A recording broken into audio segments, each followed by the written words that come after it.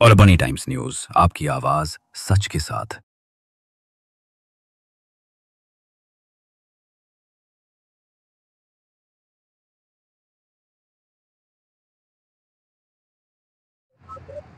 परभनी जिलाधिकारी कार्यालय के सामने तकरीबन 14 दिन से ये जो उपोषण चल रहा है, किसी की नजर गिरो या मत गिरो, लेकिन मैं आम नागरिकों से आह्वान करने के लिए आज ये परभनी टाइम्स के माध्यम से मैं आपको बताना चाहता हूं, आम नागरिकों को जिनके लिए ये उपोषण बैठा है, जिनकी आने वाले दिनों में जिनको अड़चनों का सामना करना पड़ेगा, परेशानियों का सामना करना पड़ेगा, उन लोगों के लिए ये मैं आह्वान करना चाहता हूं कि आपके लिए एक बंदा यहां पर उपोषण ग्राउंड पर तकरीबन 14 दिनों से परभनी जिलाधिकारी जो जिलाधिकारी कार्यालय है वहां पर तकरीबन 14 दिन से एक शख्स आपकी लड़ाई लड़ रहा है। लड़ाई लड़ने की वजह यह है कि जो पुराने मीटर थे उन पुराने मीटरों को निकालने का और नए मीटर बिठाने का जो मुहिम लाई गई, नई योजना लाई गई, उसमें कहीं ना कहीं पूरे भारत के अंदर उस मीटर का विरोध हो रहा है। इसी तरह परभनी के अंदर भी एक बंदा जो आपकी आवाज बनकर, एक आम नागरिक की आवाज बनकर एक बंदा जो तो आज तकरीबन 14 दिन से उपोषण पर परभनी जिलाधिकारी कार्यालय के सामने बैठा हुआ है। लेकिन आप लोग परभनी के नागरिकों को मैं आह्वान करना चाहूंगा कि इनका साथ देने की जरूरत है। इनके लिए आपको यहां पर आकर बैठना पड़ेगा, इनकी हिम्मत बढ़ाना पड़ेगी। जब आप इनकी हिम्मत बढ़ाएंगे तो ये यहां पर ताकत के साथ और आगे बढ़ सकते हैं। और बात यह है कि जब पुराने मीटर खराब ही नहीं हुए, पुराने मीटरों के अंदर कोई प्रॉब्लम ही नहीं है, फिर नए मीटर बिठाने की वजह क्या है?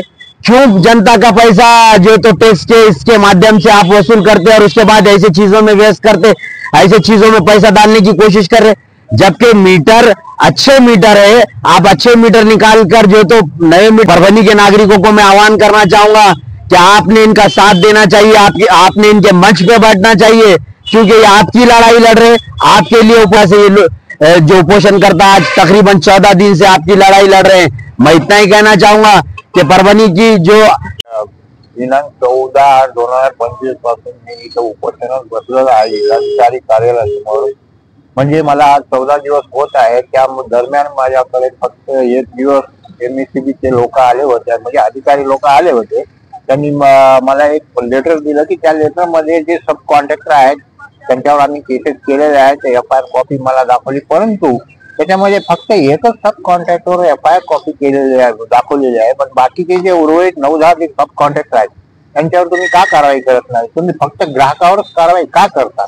मी आज संविधानिकरित्या इथे ही लढाई लढत आहे, केवळ लोकांसाठी लढत आहे। केवळ माझा एवढाच उद्देश आहे की हे जे पहिले मीटर आहे ते रेग्युलर चालू आहे, चांगल्या पद्धतीने चालू आहे। मीटर जे येत आहे ते ग्राहकांना समाधानकारक आहे, परंतु हे गव्हर्नमेंट सरकार जे आहे हे एमएससीबीच्या अधिकाऱ्यांना हाताशी धरून हे जे नवीन प्रकार यांनी आणलेला आहे की नवीन मीटर बसवायचे आहे, ग्राहकांना म्हणत आहे की तुमचे जुने मीटर आहे, नवीन मीटर बसवायची गरज आहे का? हा, तर नवीन मीटर बसवायची गरज नाही, ह्याकरिताच मी ते लढा देत आहे। कारण पहिले जुने मीटर जे आहेत चांगले आहेत, नवीन मीटर ह्यासाठी बसवत आहेत की ह्याच्यामधून गव्हर्नमेंटला खूप काही फायदा आहे।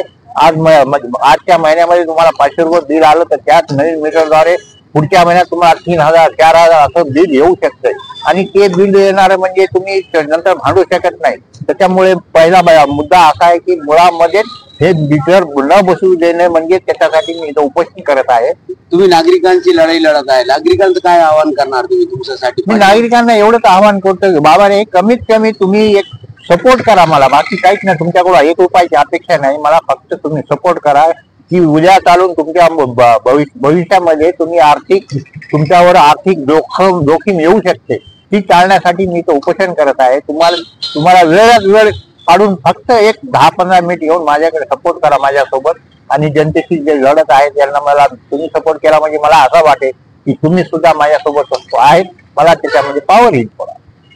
किती दिवस झाले आपलं उपोषण? आज मला कंटिन्यू 14 दिवस होत आहेत। याच्या दरम्यान मध्ये आमचे जिल्हाधिकारी साहेब होते, गावडे साहेब, ते बदलून गेल्यानंतर नवीन जिल्हाधिकारी आलेले आहेत, त्यांना भेटण्यासाठी मला 4 दिवसाचा कालावधी वेळ घ्यावा लागला।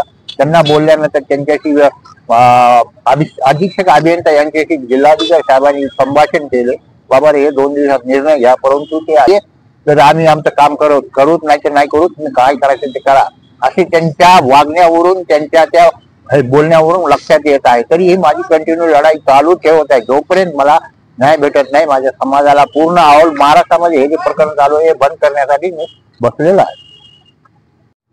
मी अशोक भगवानराव जाधव, डॉक्टर बाबासाहेब आंबेडकर राष्ट्रीय परिवर्तन पक्ष मराठवाडा अध्यक्ष या नात्याने बोलतो. 14 तारखेपासून मी आजपर्यंत ही जी मीटरची जी लढाई आमची चालू आहे या पूर्ण जनतेसाठी, की बाबा हे मीटर फेमस मीटर जी हैदराबादची NGC जी कंपनी आहे, ही जी मीटरचं जे धोरण आखलेलं आहे ते तात्काळ बंद करून ही गोरगरीब शेतकऱ्यावर गोर मजुरावर हे अन्याय करीत आहे ते तात्काळ बंद करावं व सर्व जनतेने आम्हाला साथ द्यावी. आम्ही हे मीटराची महाराष्ट्रामध्ये जी योजना चालू आहे सरकारने तात्काळ बंद करावी व परभणी जिल्हा मोकळा करावा हीच आमच्या पक्षाच्या वतीने विनंती करतो.